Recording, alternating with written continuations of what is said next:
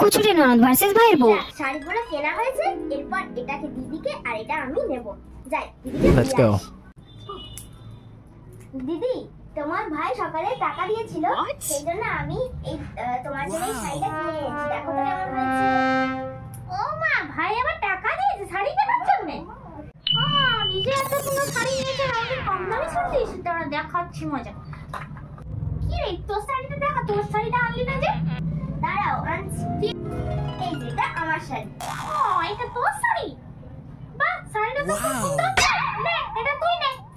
এটা আমি নেব, এটাই খুব সুন্দর। তুই কি ভেবেছিলি এত দামি শাড়ি নিয়ে আর আমাকে কম দামি শাড়িটা দিয়ে দিবি? না না, আমি তো এটাই নেব। পুজোতে এটাই পরবো, লোক আমাকে দেখবে। তুই যা যা, এখান থেকে যা। দিদিকে আমি বেশি দামি শাড়িটা দিলাম, কিন্তু দিদি নিজে কম দামি শাড়িটাই নিল। দিদি মানে এত কুটকুটি আর এত কুচুটে, যাদের ঘরে থাকে তারাই বোঝে। যাক, ভালোই হয়েছে, আমি বেশি দামি শাড়িটা নিলাম আর দিদি কম দামি শাড়িটা নিলাম। এটাই